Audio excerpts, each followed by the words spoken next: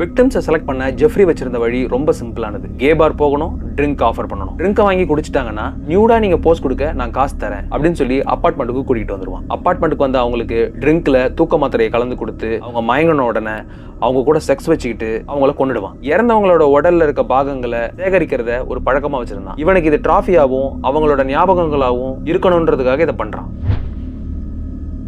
இப்படி வேகமா பல கொலைகளை பண்ண ஜெஃப்ரி 26 மே 1991ல கொனராக்ன்ற 14 வயசு பையனை இதே வார்த்தைகளை சொல்லி அவனோட ஃபிளாட்டுக்கு கூப்பிட்டு வரான்.